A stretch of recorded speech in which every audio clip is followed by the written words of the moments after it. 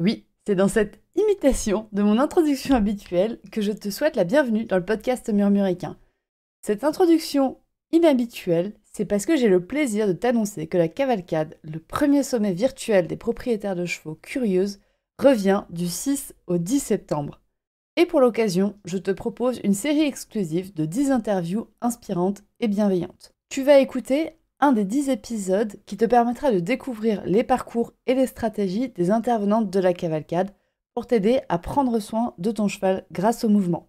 Ces épisodes sont totalement écoutables en dehors de la cavalcade, mais si tu as envie d'en savoir plus, le lien de la cavalcade est en description de cet épisode, ainsi que sur le site internet murmure-animal.com. Je te souhaite une très bonne écoute et à très vite. Bonjour à toutes et bienvenue sur le podcast Murmuricain où j'ai le plaisir de recevoir Fanny du journal d'Iggy. Bonjour Fanny. Salut Audrey. Alors Fanny, tu étais déjà venue sur ce podcast dans l'épisode 124 dans lequel on avait parlé d'une partie de ton année 2023 avec ta jument donc Iggy pour celles qui ne te connaîtraient pas. Donc on va faire un petit récap. Iggy, c'est une jument qui a maintenant 6 ans. Oui. Que tu as achetée à ses 3 ans. Exact. Avec l'objectif de la débourrer normalement en 2023. Oui, enfin avec l'objectif de la débourrer, même avant 2023 au départ, mais après, il y a des choix qu'on fait au fur et à mesure. Elle n'était pas forcément prête physiquement et émotionnellement avant, donc du coup, 2023 par contre, quand l'année a démarré, ça semblait... on avait les feux verts de ce côté-là, en janvier. Donc c'était une partie du projet de 2023, ouais. Et du coup, ça ne s'est pas passé comme prévu.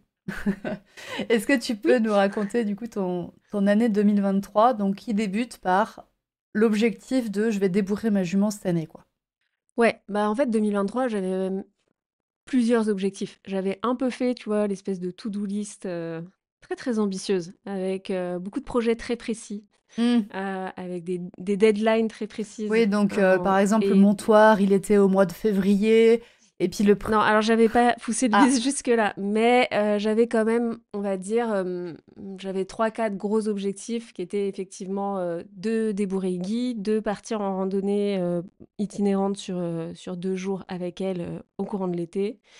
De passer aussi mon permis, tu vois, BE, enfin vraiment, beaucoup de sujets qui l'impliquaient et des deadlines, bah, qui dépendaient et qui étaient interdépendantes les unes des autres, en fait. oui, parce que pour partir en rando, fallait qu'elle soit débourrée quand même. Exactement. Effectivement, ça ne s'est pas passé comme prévu. Ça a démarré comme ça avait prévu de démarrer, mais donc pour celles et ceux qui auraient déjà écouté, l'épisode ou qui écoutent mon podcast, effectivement, Mhm. en mars, on a appris, enfin, Iggy a plutôt déclaré une petite tendinite. Donc on a déjà eu, un premier stop pendant, quelques, semaines qui se sont transformées en fait en mois, hein, puisque, bah, la tendinite, c'est le principe, c'est qu'on sait jamais trop si ça va passer en 4-6 semaines ou en 2-3-4 mois. Donc chez moi, c'était l'option longue, 3 mois, pour plusieurs raisons, notamment, la difficulté à gérer l'environnement pour, bah, en fait, certes solliciter le mouvement, mais pas trop quand même, et cetera, et cetera. Et puis, bah, en fait, derrière s'en est suivi, un petit accident au pré avec, un déchirement du ligament sur le jarret droit. Donc rebelote, immobilisation du mieux possible. Et puis, bah, surpoids, lié notamment en fait, à on va dire à la pâture d'Iggy qui était beaucoup trop riche pour une jument, bah, en fait, qui fait rien quoi, concrètement. Mhm. Voilà. Donc le surpoids entraînant toujours l'immobilité, puisque, bah, le jarret ne guérit pas, et cetera, et cetera. Bref, 3 mois qui sont transformés en 8 mois, en fait, au total. 8 mois, Oui, ouais. donc en fait, si ça a débuté au mois de mars, ça t'a pris toute ton année 2023, quoi. Ouais, ça s'est arrêté, on a, on va dire mi-octobre, on recommençait à peu près, à avoir une Iggy capable de pouvoir faire des trucs, enfin de démarrer à faire des trucs. Oui, avec quand même un côté rééducation à prendre en compte, je pense. En tout cas, effectivement, progression. C'est-à-dire qu'on n'allait pas, se dire: «OK, bah, super, on redémarre pile là où on s'est arrêté». Parce que forcément, pendant 8 mois, ben, le quotidien a été beaucoup rythmé par notamment des soins, de l'attente. Donc, finalement, la première partie, c'est-à-dire la tendinite, ça a été la partie la moins longue et la moins complexe. Parce que, en fait, sur une tendinite, l'immobilité complète, c'est pas forcément souhaité. Il faut juste modérer l'activité. Bon, après, elle est restée au pré, donc en plus, elle avait déjà une activité modérée, mais on pouvait quand même continuer à faire quelques balades au pas sur des terrains plats qui sollicitent pas, en fait. Euh, Elle s'était située au niveau du carpe de l'antérieur droit, voilà. Donc, qui sollicitent pas, en fait, les tendons euh, particulièrement. Donc là-dessus, on avait encore maintenu un peu de mouvement et surtout de choses à faire ensemble. Voilà, on est sortis principalement en balade à pied, du coup, au pas. Mais après, pour le ligament, bah, c'est pas du tout la même et là, le mouvement, il était absolument pas, en fait, préconisé, en dehors de elle, se maintenir au pré, à marcher à droite, à gauche. Donc là, par contre, c'est sûr, on est rentré dans une période de en fait, on fait rien, quoi. En tout Mhm. cas, moi, c'est comme ça que je l'ai vécu. Et justement, c'est la question que j'allais te poser. Comment toi tu l'as vécu? Donc, est-ce que de mémoire, Iggy l'a pas, entre guillemets, si mal vécu que ça? Non! Effectivement, bah, après, c'est difficile, je veux dire, elle m'en a pas parlé, mais la réalité, c'est qu'effectivement, ma jument a continué à vivre son quotidien à elle de jument quand je viens pas la voir. Donc, elle a continué à vivre au pré avec ses congénères, elle a continué à manger son foin, elle a continué à brouter. Bon, je pense que les derniers temps, on a eu, avec les problématiques de surpoids, quand même des départs d'inflammation dans les pieds. Je pense que cette période-là, ça devait pas être génial pour elle puisque, enfin, elle était vraiment devenue obèse, hein. Elle avait 150 kilos de trop, donc ça chiffre tout de suite très vite, hein, en poids cheval. Certes, émotionnellement, elle avait l'air d'aller bien. Après, je pense que physiquement, dans son corps, elle était pas bien, quoi, clairement. Non, on est d'accord, on va pas dire qu'elle était bien, mais comme tu l'as dit, en fait, son quotidien de cheval à elle, il a pas évolué drastiquement. Par contre, ton, ton quotidien, toi, de cavalière, là, il a évolué drastiquement. Ouais. Donc, comment tu l'as vécu? Ben, mal. Déjà, le premier point, en fait, c'est que j'étais hyper frustrée. Donc, on va dire que passer le coup de l'inquiétude, enfin, parce qu'une tendinite, c'est jamais, quand c'est la première, qu'elle peut s'expliquer en plus de manière assez rationnelle et pragmatique, heu, même si ça fait un peu bizarre, je veux dire, c'est pas la maladie où tout de suite on se dit: «Waouh là là», déjà c'est pas une maladie. C'est pas le truc où on se dit: «OK, bon, bah, là tous mes rêves sont foutus». Mhm. On Mmh, n'était pas sur une fracture, par exemple. exactement. Donc, passer le coup de OK, bon ben, va falloir mettre un peu de côté les sujets. Comme on arrivait à faire encore quelque chose ensemble et qu'on avançait quand même progressivement sur les balades à pied avec de plus en plus de, comment dire, de détente du côté d'Iggy, de partir. Ça allait après. Je rongeais mon frein sur la partie, bon, j'en étais au montoir, j'étais censée démarrer mes premiers pas. Ça ne va pas avoir lieu. Mais avec le temps et en fait l'enchaînement de situations, là, la frustration, par contre, elle a pris une place énorme parce qu'il y avait déjà bah, le fait de se dire: «OK, je tire un trait, sur mes projets court terme», on va dire. Bah là, ton projet, comme tu nous parlais au début, ton projet de randonnée en été, il était rayé celui-là. Bah, le projet déjà le débourrage tout court, le projet de rando en été et puis, bah, du coup, tout ce qui s'enchaînait avec, finalement, la frustration, tu vois, elle a engendré la procrastination, elle a engendré, hem, enfin, la tristesse aussi, tu vois, d'une certaine manière. C'est-à-dire que, quand son quotidien est rythmé par du surmenage parce qu'il faut gérer, son agenda, faire des soins, enfin, par exemple, son jarret, au début, on savait pas trop quel protocole mettre en place, donc il y a eu la période où j'allais, 2 fois par jour faire des guêtres, de froid, enfin, tu vois? Il y a ce truc où toi, ton temps perso à côté, finalement, est ultra impacté par, cette situation-là, donc non seulement tu es un peu frustré, parce que, bah, du coup, va falloir faire autre chose, mais en plus, le autre chose, il est impacté par l'espèce de routine médicale, qu'il faut mettre en place. Donc ça, il y a une sorte de perte de plaisir à un moment donné à s'occuper, tu vois, de son cheval tous les jours. parce que, je vais être un peu dure peut-être, mais c'est vrai que même si j'appréciais passer ces moments-là avec Iggy, dans le sens où quand je la vois, elle était, enfin voilà, j'avais une jument qui était quand même contente de venir me voir, tu vois? Qui traversait le pré et cetera, donc c'est sympa. Mais bon, j'avais pas trop envie d'être infirmière ni nurse, quoi. C'est pas pour ça que tu avais signé ton année, quoi. J'avais pas signé mon année pour ça et surtout, en fait, on va dire l'enchaînement de devoir à chaque fois se plonger dans le cœur du problème, le comprendre, comprendre ce que nous disent les vétérinaires ou les autres professionnels de santé, se faire le plan A, le plan B, le plan C de chacun des scénarios, on dépense une espèce d'énergie folle, parfois à réfléchir à des choses qui ne vont même pas arriver d'ailleurs. Enfin, en tout cas, moi, c'est comme ça que je fonctionne dans mon cerveau. Et finalement, il y a cette notion de je suis dépassée par le problème parce que je sais pas par où commencer. Et ça entraîne aussi, je pense, vraiment un état de fatigue mentale, en plus de la fatigue physique ensuite de devoir organiser, désorganiser, réorganiser, Se rechanger, déplacer. voilà, redéplacer, rechanger, etc. Et puis après, il y a une question d'argent aussi qui s'invite dans la balance quand on a un cheval qui, on va dire, multiplie les petits accidents. Il y a aussi cette charge mentale de se dire, OK, une imagerie de plus, une radio de plus, un traitement de plus et ça ça finit aussi par peser dans la balance frustration de se dire: «OK, en fait là, clairement, tout y passe». C'est-à-dire que mon budget y passe, donc d'éventuelles autres sources de réjouissance, on va dire, faut faire des choix. Ouais, donc en fait, ton année que tu avais prévue, pleine de joie, d'accomplissement, de rêves réalisés, se transforme en une année de frustration, de tristesse, de fatigue physique, émotionnelle, financière. Bonne année. Comment tu... Bonne année. Joyeuse, joyeuse année, Fanny.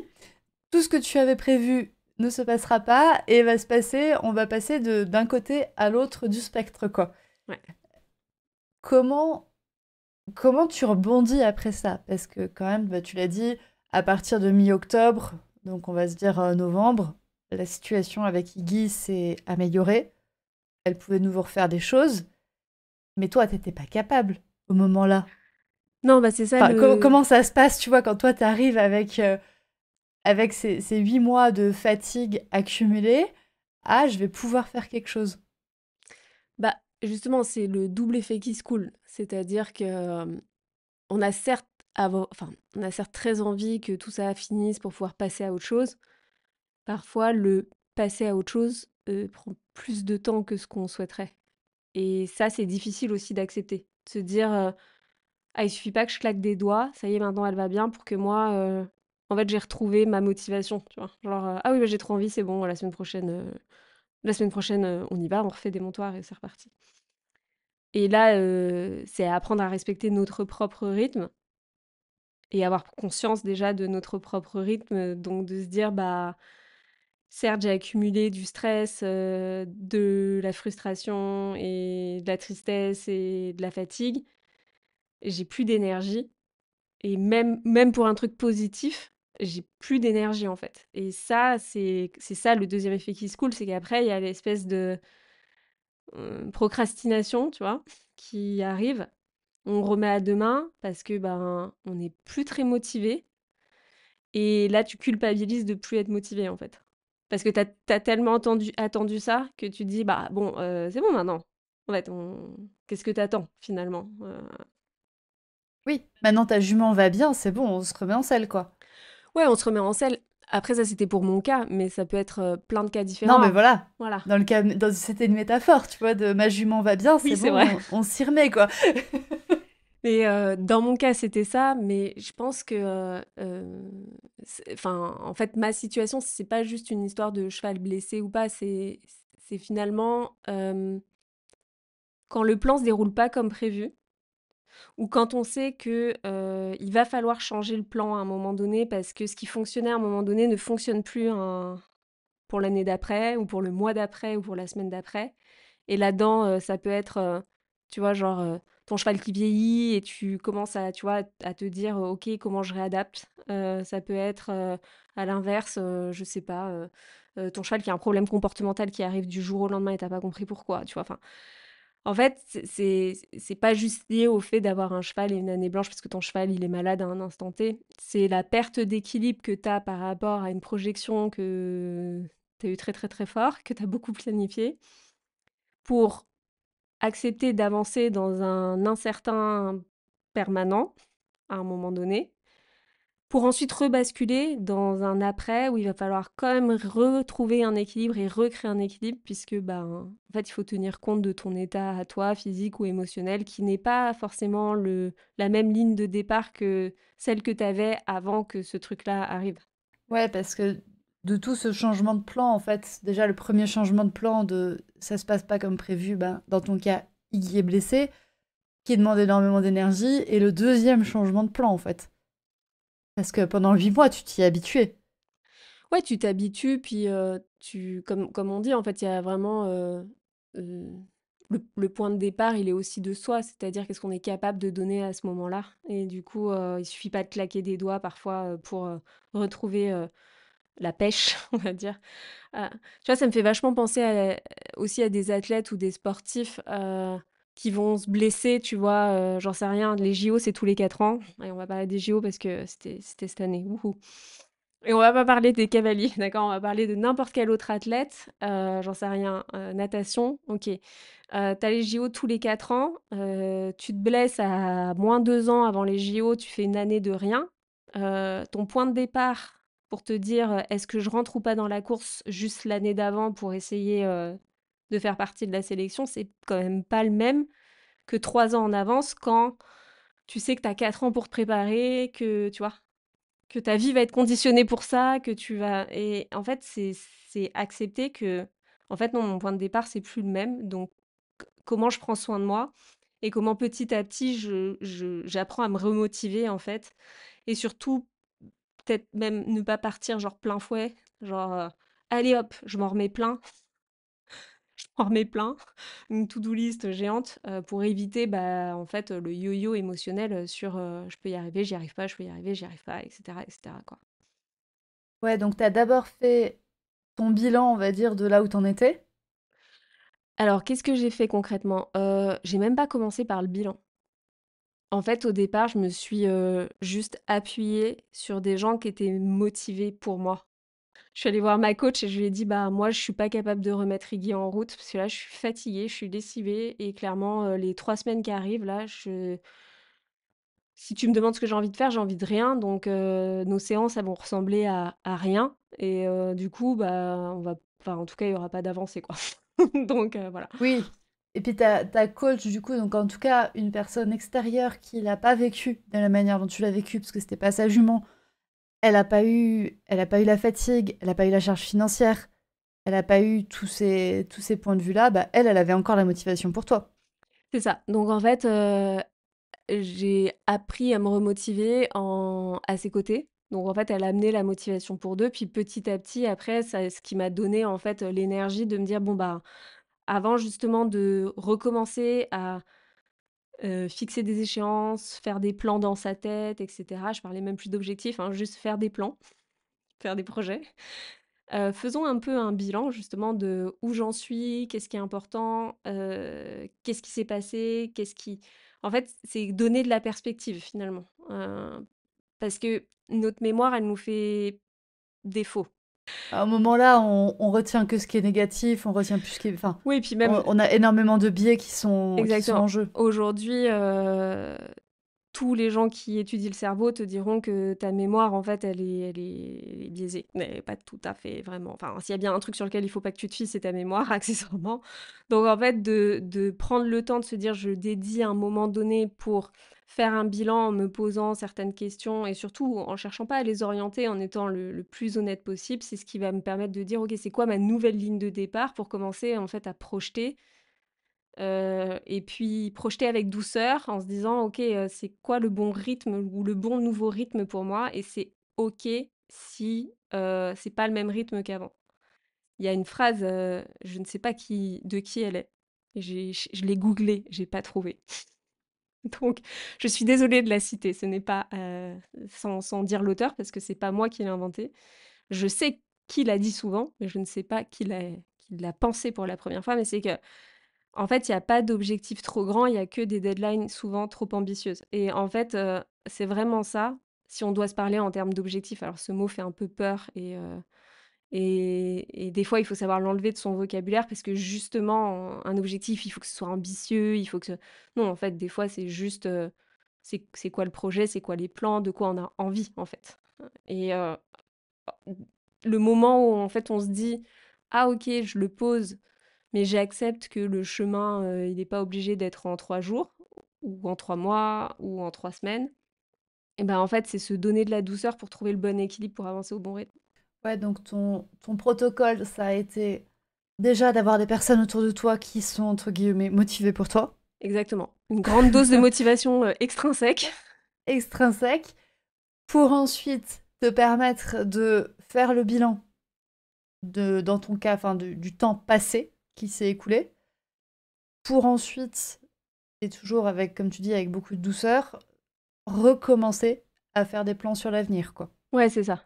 Exactement. C'est c'est ton mini protocole que Exactement. tu as mis en place. Refaire des plans et surtout aussi, enfin, à ne pas être dans la course effrénée à l'efficacité, et de se faire une liste de plans, enfin, qui est complètement insoutenable, tu vois.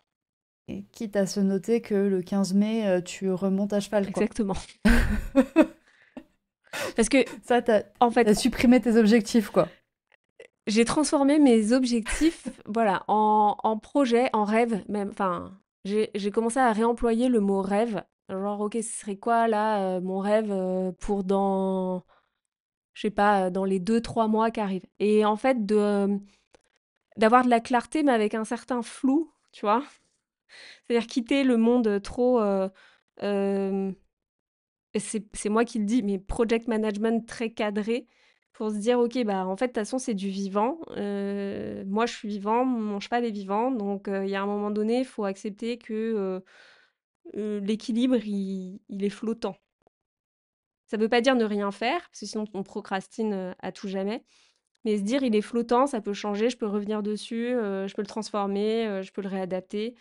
Et en fait, je trouve que ce soit un peu plus flottant, ça permet justement de mieux gérer les petits incidents, les petits impromptus, parce que on peut parler de mon débourrage. Pendant mon débourrage, Iggy, elle a eu mal aux pieds 1 semaine sur 3, ce qui fait qu'1 semaine sur 3, je mettais tout en pause.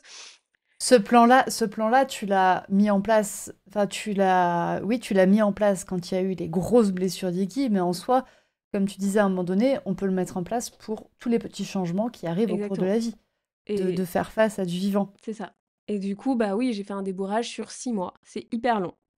Voilà. Mais parce que justement, j'ai tenu compte du fait que bah, il y a des Qu'il y moments, a des ma jument, elle pouvait variations. pas suivre, il y avait des variations, exactement. Et j'ai beaucoup mieux vécu ces variations parce que justement, comment dire, la ligne d'arrivée, elle était pas ambitieuse, justement. Elle était genre, ok, la ligne d'arrivée, elle se déporte, c'est pas grave. En fait, entre-temps, Elle il y a était d'autres vivante choses. aussi. Voilà, exactement. Elle était vivante aussi, ta ligne d'arrivée. Et du coup, cette petite partie, enfin cette grosse partie motivation, planification, rêve à cheval, c'est quelque chose que tu vas aborder lors de la cavalcade. Parce que la cavalcade revient cette année. Toi aussi, tu reviens pour la troisième fois. Tu es Je celle veux qui est mon présente badge, depuis le Audrey. début. Voilà. Tu es la seule personne qui a participé aux 3 éditions de la cavalcade. Et les 2 premières éditions, tu avais fait la table ronde. Cette année, tu ne fais pas la table ronde. Cette année, tu nous proposes une conférence qui va d'ailleurs clôturer en beauté. C'est-à-dire que toutes les 2 autres années, tu introduisais la cavalcade. Là, tu clôtures la cavalcade cette année. Et justement, tu vas nous faire une présentation. Alors, il me semble que c'est pas une présentation. Donc, est-ce que tu peux nous raconter Yes. justement, rapidement, qu'est-ce que tu vas Oui, faire lors de la cavalcade? avec grand plaisir. Déjà, je pense que les gens ne peuvent pas le voir, mais j'ai un sourire jusqu'aux oreilles parce que Audrey sait que je suis hyper motivée à chaque fois qu'il s'agit de parler de la cavalcade. Donc, c'est vraiment un rendez-vous pour moi qui est devenu hyper important, et là je suis d'autant plus contente de le clôturer en proposant en fait plutôt une sorte de workshop que de conférence. Donc pour placer justement toutes les personnes qui auront assisté aux différentes conférences un peu dans l'action, finir en beauté avec quelque chose d'un peu plus dynamique, un peu un espèce de, tu sais, de TP de groupe, comme quand tu es à la fac, tu vois, travaux pratiques de groupe de fin. Alors bien évidemment, si vous n'avez pas fait toutes les conférences, vous pourrez quand même faire le workshop, hein. L'idée, c'est pas d'avoir fait religieusement les 5 jours. Pour pouvoir faire le workshop, il y aura forcément des choses à apprendre. Mais le but, c'était de se dire, OK, qu'est-ce que je peux apporter de toute cette histoire, et même d'une manière générale, bon, mon sujet, c'est quand même la transition de cavalier à propriétaire et comment gérer le quotidien.